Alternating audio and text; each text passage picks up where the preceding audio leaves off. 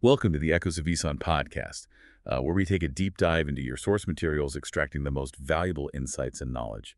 In this deep dive, we're exploring Sunan An-Nasa'i Volume 6, specifically focusing on the Book of Faith and its signs and the Book of Adornment. Think of it as a guided tour through the wisdom of this text, highlighting the aspects that are most fascinating and relevant to you. It's like embarking on a journey through the heart of Islamic teachings, uncovering the intricate tapestry of faith, its manifestations, and the guidance it offers on matters of outward appearance. Sunan An-Nasa'i, as you know, is a renowned collection of hadith meticulously compiled by Imam An-Nasa'i, a prominent scholar of hadith in Islamic history. Volume 6, in particular, delves into the profound depths of faith and its outward expressions, offering a wealth of wisdom that resonates through the centuries. Okay, let's unpack this for our listener. We're talking about hadith, which are essentially records of the Prophet Muhammad's sayings and actions. They serve as a guiding light for Muslims, illuminating the path towards living a life in accordance with Islamic principles. Precisely. Think of hadith as a window into the life of the Prophet, offering practical examples and profound teachings that illustrate how to apply Islamic principles in our daily lives. And in this specific volume, we find two key themes intertwined: the Book of Faith and its signs, and the Book of Adornment. This beautiful juxtaposition invites us to explore the inner and outer dimensions of Islamic practice, recognizing the interconnectedness between our hearts and our outward manifestations. So we're going deep on faith and how it shows up in our lives, both internally in the depths of our hearts and externally in how we present ourselves to the world. It sounds like an invitation for some serious self-reflection, urging us to examine our intentions and align our actions with our beliefs. Indeed, it's a call to look inwards and examine the state of our hearts, to purify our intentions, and to ensure that our outward actions are a genuine reflection of our inner convictions. It reminds us that true adornment, the kind that truly matters, begins in the heart. I love that.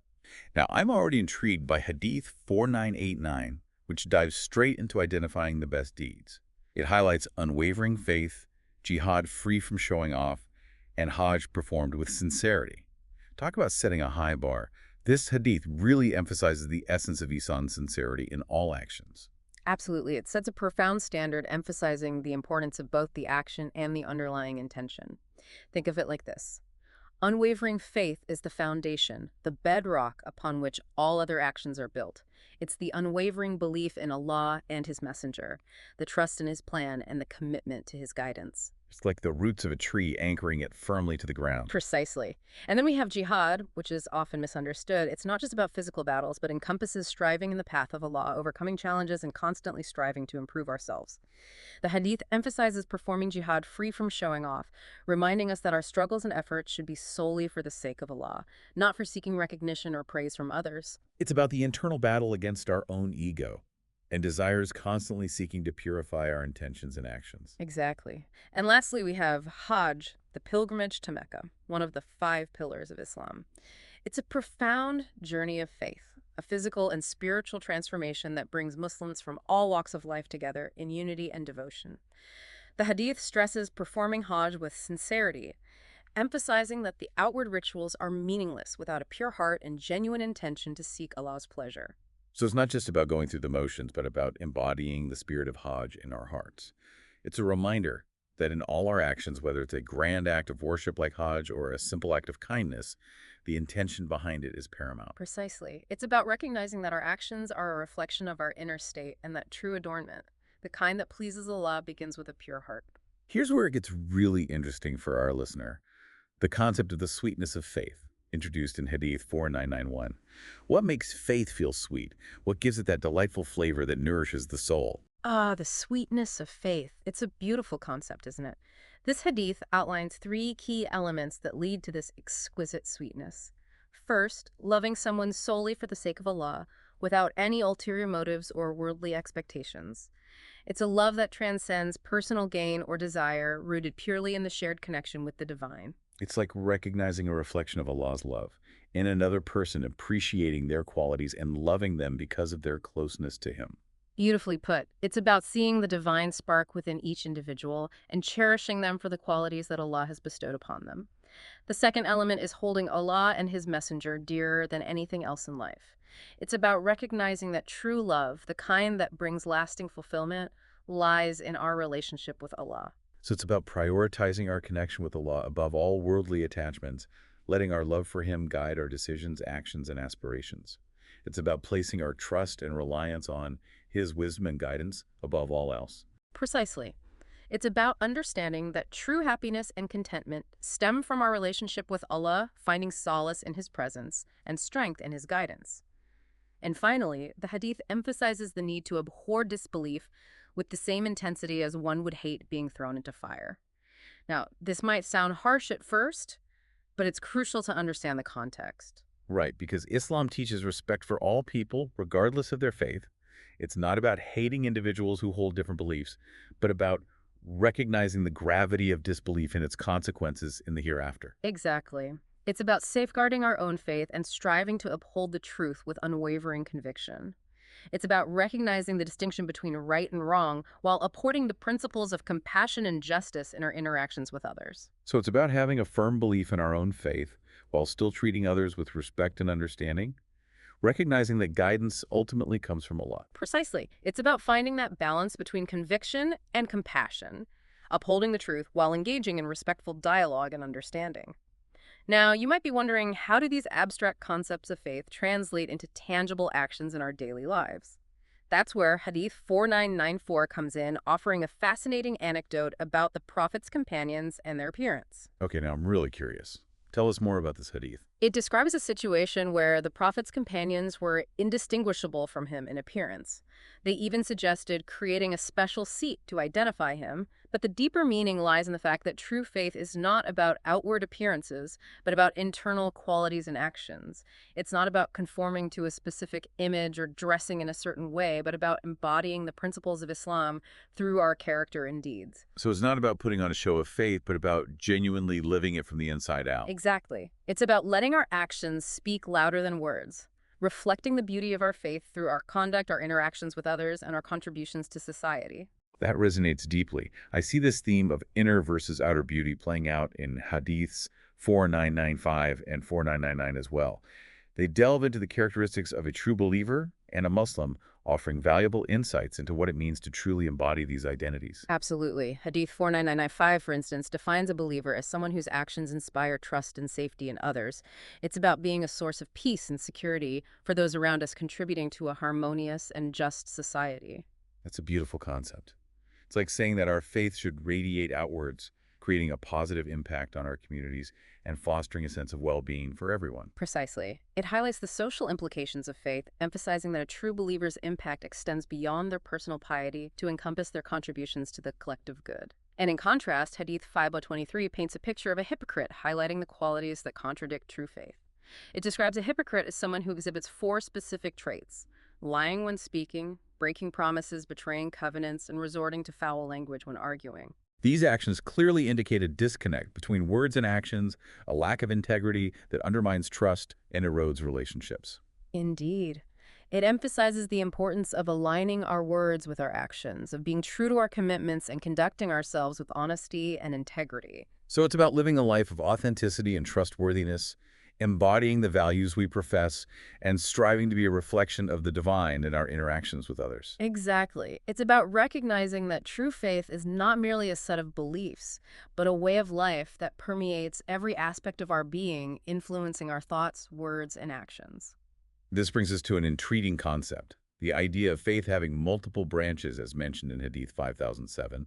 It states that faith has over 70 branches, with modesty being one of them. What a beautiful way to illustrate the multifaceted nature of faith. Isn't it? This hadith beautifully illustrates the concept of faith as a dynamic and ever-evolving entity, with each branch representing a different manifestation of belief through actions and character. So it's like a tree with deep roots, firmly planted in the soil of belief, with branches reaching out in all directions, representing the various ways faith expresses itself in our lives. A perfect analogy. Each branch contributes to the strength and beauty of the tree, and in the same way, each act of virtue, each expression of faith contributes to the richness and fullness of our spiritual lives. And modesty, as one of these branches, is a fundamental virtue in Islam. It's like an inner compass that guides us towards respectful and ethical behavior, reminding us to conduct ourselves with humility, decency, and consideration for others. Precisely. Modesty encompasses humility in our thoughts, words, and actions. It's about recognizing our place before Allah and interacting with others with grace and dignity, reflecting the beauty of our faith through our conduct. Hadith 518 delves into another profound aspect of faith, loving for others what we love for ourselves in goodness. It's such a simple yet profound principle, emphasizing the importance of extending our compassion and concern beyond ourselves. What are your thoughts on this? This hadith encapsulates a universal principle of compassion and empathy, a golden rule that transcends cultural and religious boundaries. It's about extending the same love and kindness that we desire for ourselves to others, treating them with the same respect, fairness, and consideration that we wish to receive. It's like the golden rule. Do unto others as you would have them do unto you. Exactly. It's about recognizing the inherent worth and dignity of every individual and fostering a sense of interconnectedness, understanding that our actions have a ripple effect on the world around us. This brings us to a smooth transition into the Book of Adornment, which provides guidance on permissible and recommended practices related to appearance. It's fascinating to see how these hadith address outward appearances while always connecting back to the importance of inner purity. It's like saying that true adornment is a reflection of inner beauty, that our outward appearance should be an extension of our faith and values. Precisely. Islamic teachings emphasize moderation and balance in all aspects of life, including outward appearance. While adornment is permissible and even encouraged in some cases, it should be done within the boundaries of Islamic guidelines and with the right intention. So it's not about suppressing our individuality or conforming to rigid standards, but about finding a harmonious balance between expressing ourselves and adhering to Islamic principles. It's about understanding that outward appearance is a reflection of our inner state and should be approached with mindfulness and intention. Absolutely. Now, Hadith 5053 specifically addresses the prohibition of al-qazaz, which is shaving part of the head and leaving part.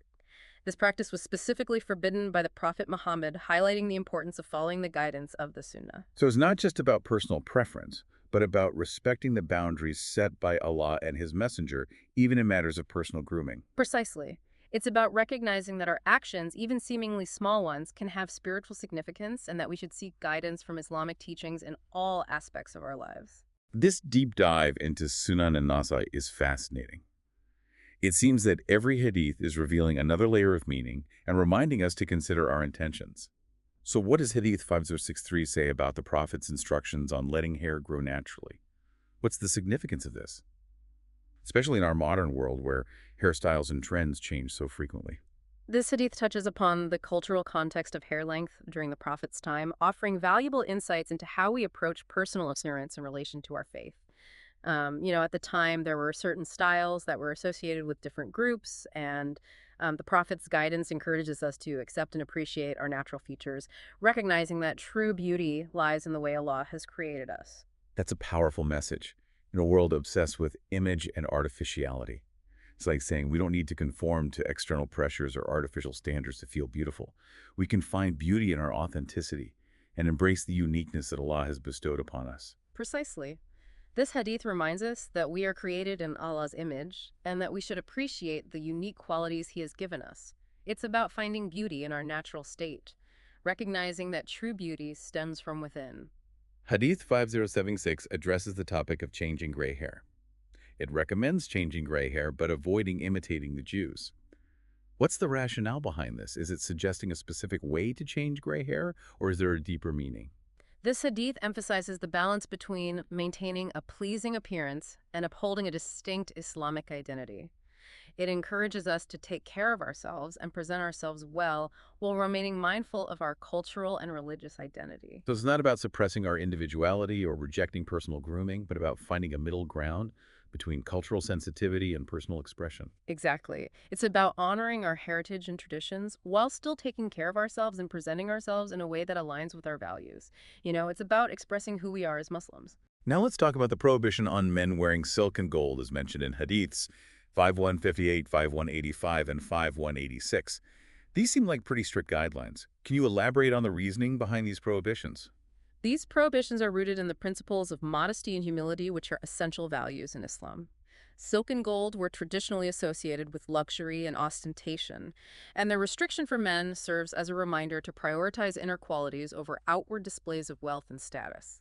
It's about reminding ourselves that true worth comes from within. So it's about cultivating an inward focus rather than an outward display of material possessions. It's about recognizing that true worth lies in our character, our deeds, and our connection with Allah, not in the clothes we wear or the things we own. Precisely.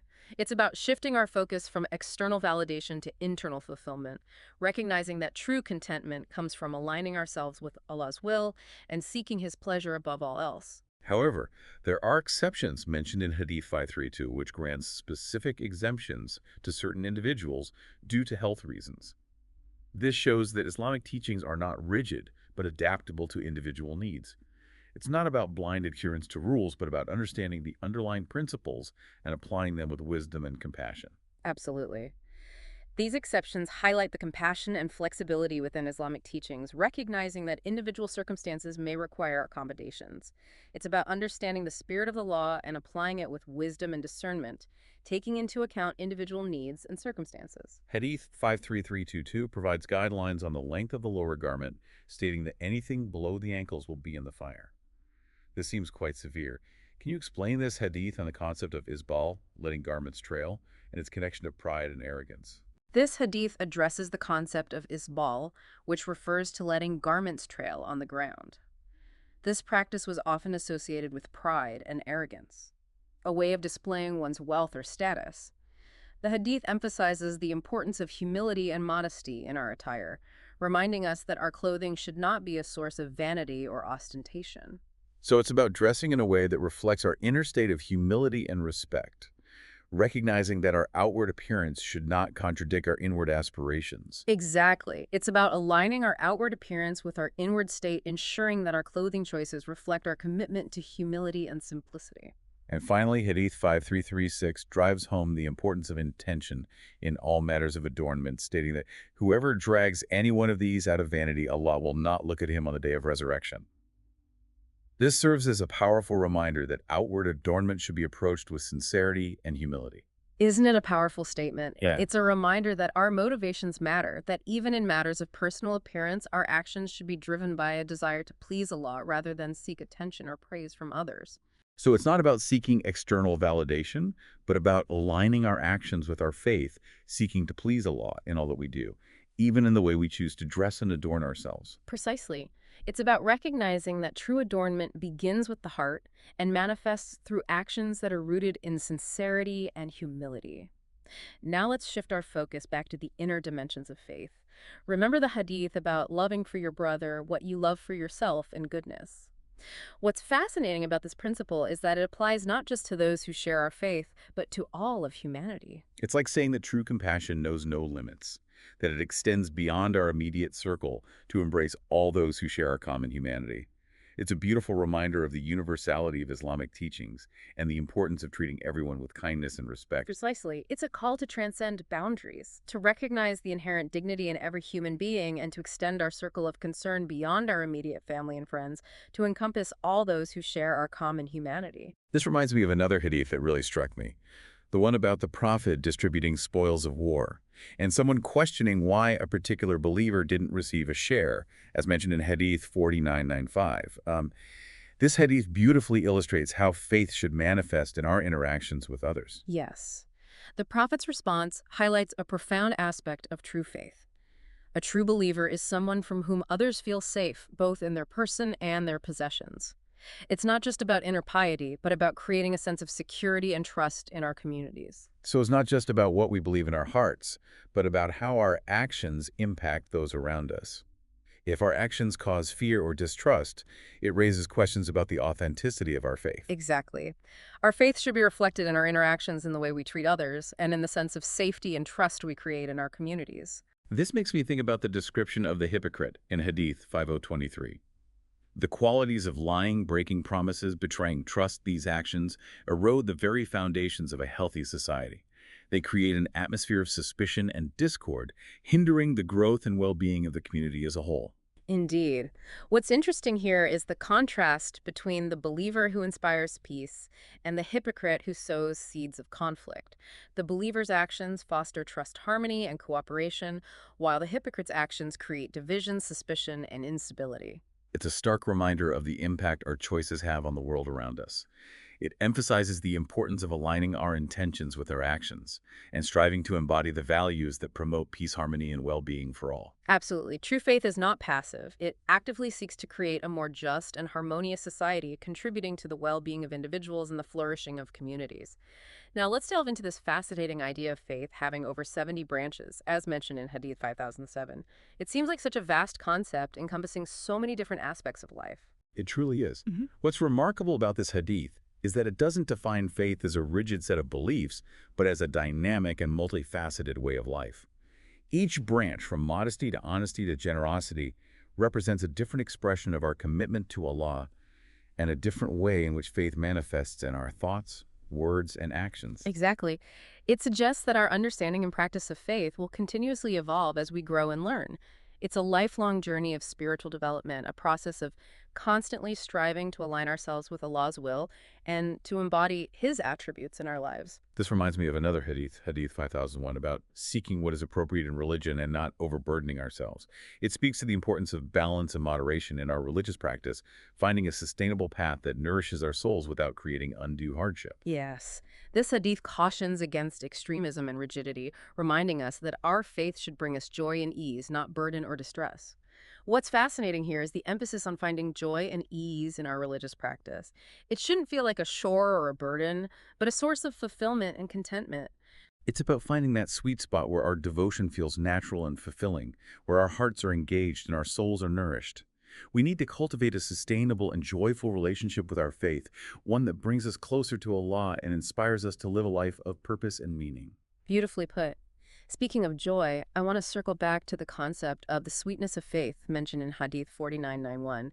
It's such an evocative phrase, capturing the essence of what it means to truly connect with Allah and experience the beauty of Islam. What makes faith feel sweet to you?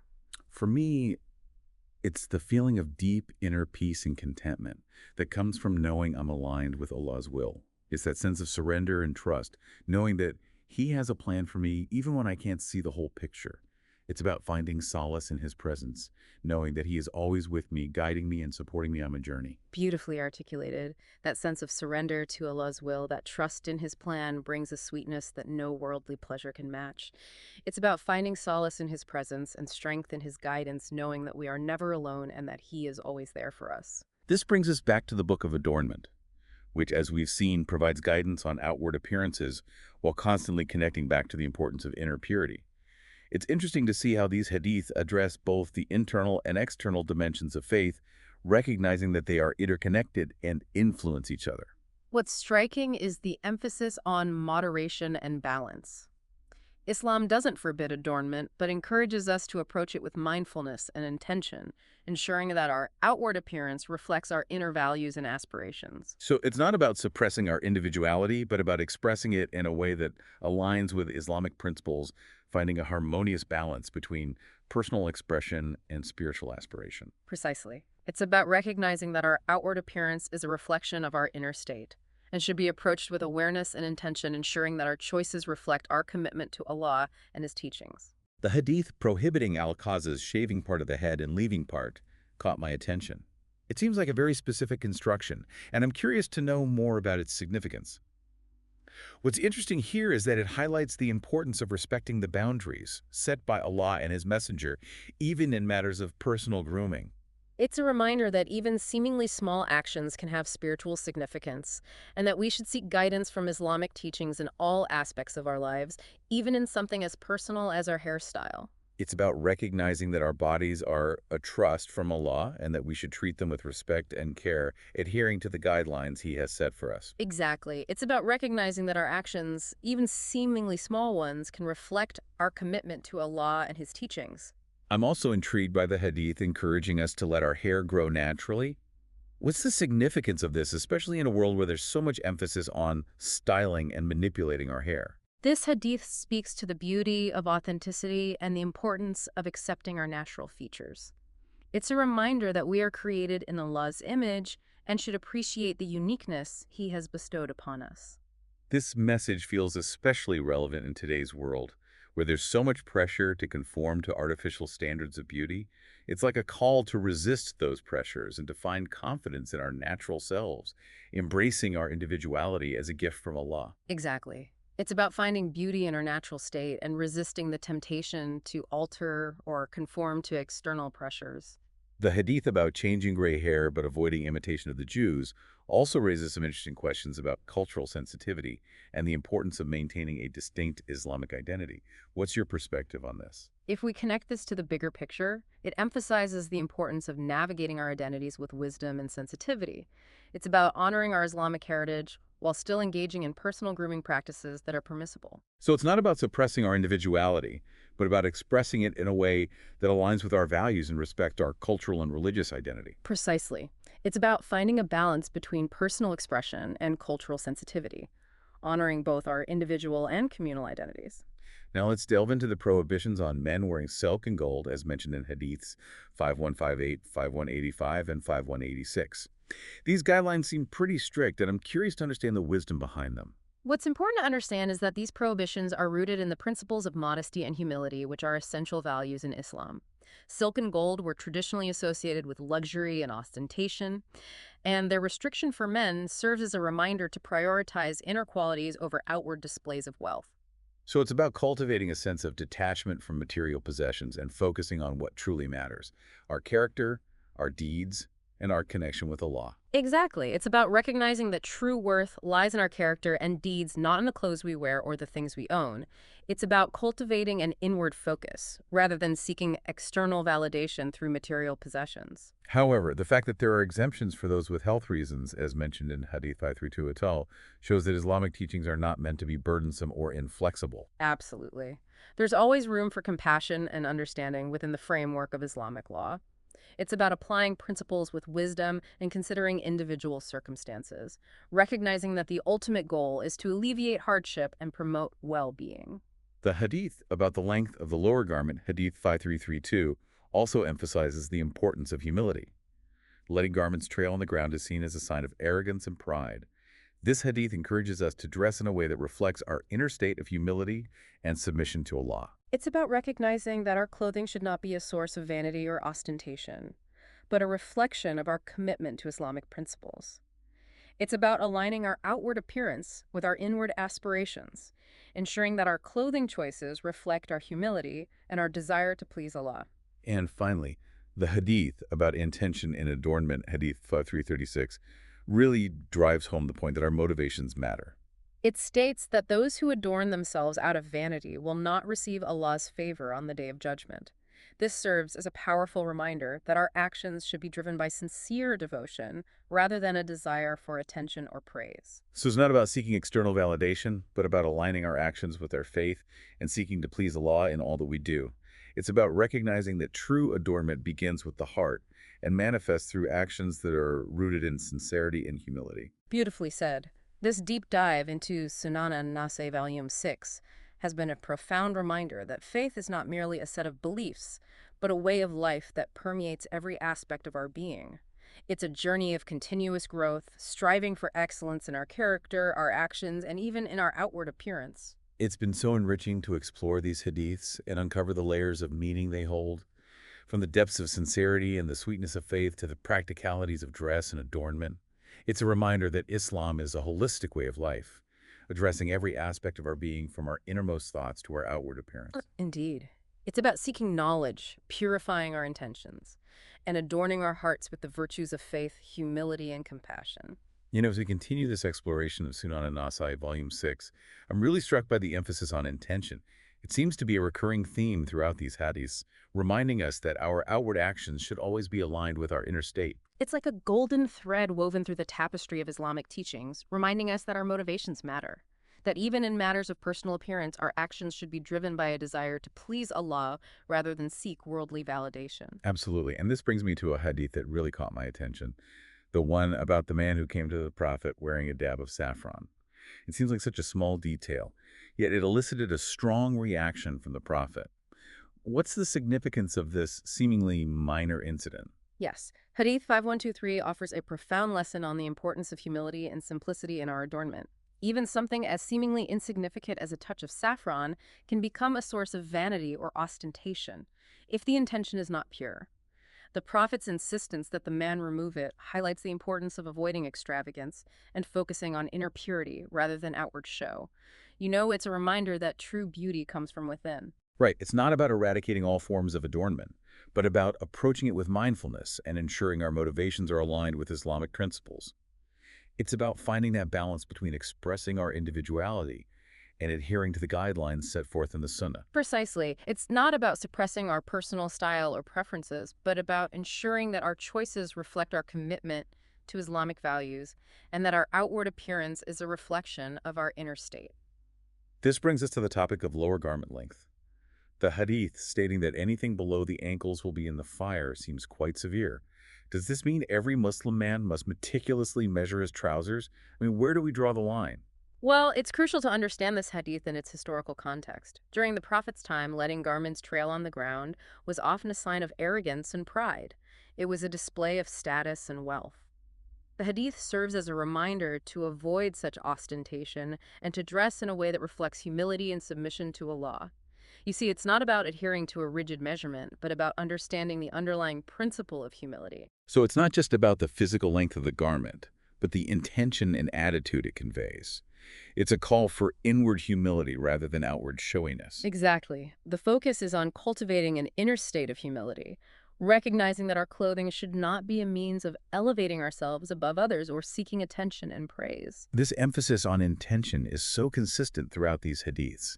It's a reminder that even in matters of personal appearance, our actions should be driven by a desire to please Allah rather than seek worldly validation. Absolutely. Our motivations are paramount. Whether it's our choice of clothing, our hairstyle, or any other aspect of our appearance, the driving force behind our decisions should be a sincere desire to please Allah and to align ourselves with His teachings. You know what else really struck me about these hadiths? The fact that even permissible items can become a source of vanity if the heart is not pure. The hadith about the man who wore a burda of surf silk, a fabric with stripes of silk, illustrates this point beautifully. Even though silk is generally permissible for men to wear in certain circumstances, the Prophet sensed an element of pride in the man's demeanor and asked him to remove the garment and divide it among his companions. What a powerful lesson on the subtleties of intention. Yes, Hadith 5299 offers a profound reminder that even permissible items can become a source of vanity if the heart is not pure. The Prophet's actions highlight the importance of constantly checking our intentions and ensuring that our actions, even in matters of dress, are driven by sincerity and a desire to please Allah rather than to impress others or seek admiration. So it's a constant process of self-reflection and purification, ensuring that our outward actions are a genuine reflection of our inner state. Exactly. It's about cultivating that inner awareness, that constant self-reflection, to ensure that our outward actions stem from a place of sincerity and humility. This reminds me of another powerful story in Hadith 5221, where the Prophet initially wore a ring of gold, but then discarded it when he saw people starting to imitate him. He recognized that his actions, even seemingly small ones, could have a ripple effect and potentially lead others astray. What a profound example of leadership and humility. It beautifully illustrates the Prophet's humility and his awareness of the impact of his actions on others.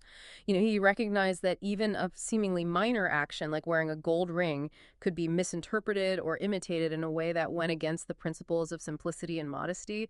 And his willingness to discard the ring demonstrates his commitment to leading by example and to guiding his followers towards righteousness. It's a powerful reminder that our actions speak louder than words, and that as Muslims, we have a responsibility to consider the impact our choices might have on others. Absolutely. It's about setting a positive example and guiding others towards righteousness through our own actions and choices.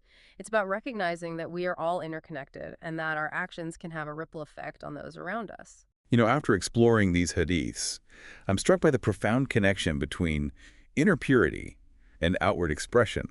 It's not about suppressing our individuality, but about channeling it in a way that reflects our faith and values. Yes, it's about finding that harmonious balance between personal expression and spiritual aspiration. True adornment begins not with expensive clothes or flashy accessories, but with a heart that is pure, a tongue that speaks truth, and actions that are pleasing to Allah. As we conclude this deep dive into Sunan An-Nasa'i, Volume 6, I'm left with a renewed appreciation for the depth and wisdom of these teachings. They offer practical guidance for navigating the complexities of life, from our innermost thoughts to our interactions with others, and even our choices in clothing and adornment. It's been a truly enlightening journey. It's been a journey of rediscovering the essence of Ihsan, striving for excellence in all aspects of our lives, both internally and externally, with the ultimate goal of pleasing Allah. It's about recognizing that our faith is not merely a set of beliefs, but a way of being that influences every aspect of our lives. And on that note, we encourage you to continue reflecting on these hadiths and how you can integrate their wisdom into your daily life. Remember, faith is not merely a set of beliefs, but a way of being, a path that guides us towards a life of purpose, meaning, and genuine beauty, a beauty that radiates from within. May this deep dive inspire you to seek knowledge, purify your intentions, and adorn your heart with the virtues of faith, humility, and compassion. Until next time, may peace be upon you. And upon you be peace.